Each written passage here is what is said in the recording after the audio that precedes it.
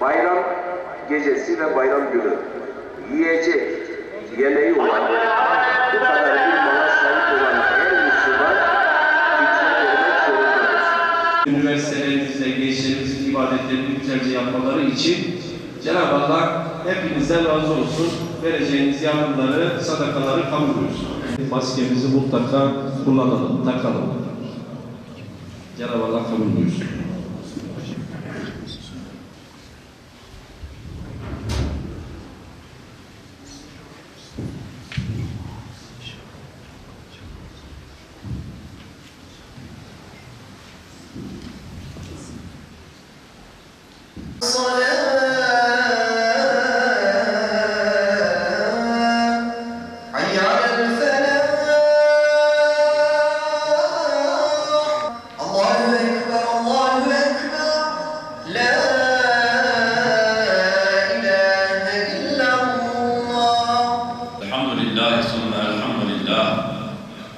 الحمد لله نحمده ونستعينه ونستغفره ونتوب إليه ونعوذ بالله من شرور أنفسنا ومن سيئات أعمالنا من يهد الله فلا مضل له ومن يضلل فلا هادي له نشهد أن لا إله إلا الله وحده لا شريك له ونشهد أن سيدنا محمدا عبده ورسوله اللهم صل وسلم على سيدنا محمد وعلى آله وأصحابه أجمعين أما بعد فيا عباد الله اتقوا الله وأطيعوه إن الله مع الذين اتقوا والذين هم محسنون قال الله تعالى في كتابه الكريم بسم الله الرحمن الرحيم وأنفقوا مما رزقناكم من قبل أن يأتي أحدكم الموت فيقول ربي لولا أخرتني إلى أجل قريب فأصدق وأكن من الصالحين صدق الله العظيم وقال رسول الله صلى الله عليه وسلم قال الله تبارك وتعالى يا ابن آدم أنفق عليك صدق رسول الله فيما قال أو كما قال. Muhterem Müslümanlar, okuduğum ayet-i kerimede Yüce Rabbimiz şöyle buyuruyor: herhangi birinize ölüm gelip de ey Rabbim beni yakın bir zamana kadar geciktirirsen de sadaka verip iyilerden olurum. İyilerden olsam demeden önce size rızık olarak verdiğimiz şeylerden Allah yolunda infak edin. Okuduğum hadis-i kutsi'de Resul-i Ekrem sallallahu aleyhi ve sellem Cenab-ı Hakk'ın şöyle buyurduğunu bizlere haber veriyor: ey Ademoğlu, infak et ki ben de sana infak edeyim. Aziz müminler, infak Allah'ın bize emanet ettiği mal ve servetler, verdiği nimetlerden başkalarına da ikram etmektir. İhtiyaç sahiplerini koruyup gözetmek, onlara kol kanat germektir. Ailemize, akrabamıza, komşumuza, din kardeşimize hasılı tüm insanlığa faydalı olmak için çaba göstermektir.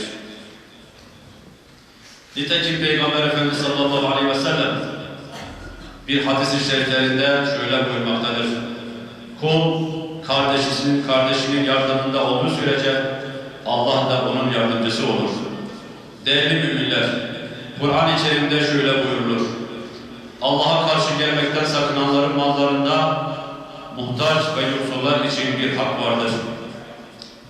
O halde kardeşlerimizin üzerimizdeki haklarını gönül huzuru içinde onlara ulaştıralım. Fakir ve yoksullara, yetim ve kimsesizlere destek olalım. fitre ve zakatlarımızla başta akraba ve komşularımız olmak üzere bütün ihtiyaç sahiplerinin dertlerine derman olmaya çalışalım. Unutmayalım ki sevdiğimiz şeylerden Allah yolunda infak etmedikçe iyiliğe asla ulaşamayız.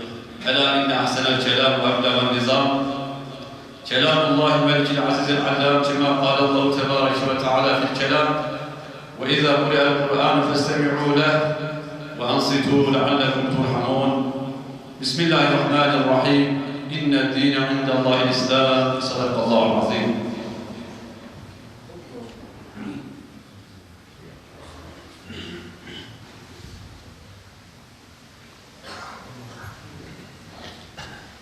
الحمد لله حمد الشاملين والصلاة والسلام على رسولنا محمد وعلى آله وصحبه أجمعين تعظيما لنبيه وتكريما لصفيه فقال عز وجل من قائل مخبرا وآمرا إن الله وملائكته يصلون على النبي يا أيها الذين آمنوا صلوا عليه وسلموا تسليما اللهم صل وسلم على سيدنا محمد وعلى آل سيدنا محمد كما صليت على إبراهيم وعلى آل إبراهيم في العالمين إنك حميد مجيد وبارك على محمد وعلى آل محمد كما باركت على إبراهيم وعلى آل إبراهيم في العالمين إنك حميد مجيد أوصيكم بتقوى الله وطاعته وارض اللهم عن الخلفاء الراشدين الهادين المهديين ذوي القدر العلي والشرف الجليل أبي بكر وعمر وعثمان وعلي ذوي الصدق والوفاء وبقية العشرة المبشرة وآل بيت المصطفى وعن الأنصار والمهاجرين والتابعين لهم بإحسان إلى يوم الجزاء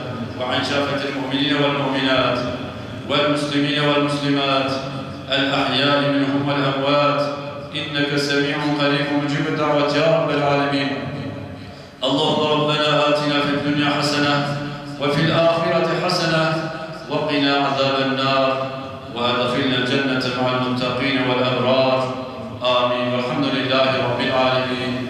أعوذ بالله من الشيطان الرجيم. بسم الله الرحمن الرحيم.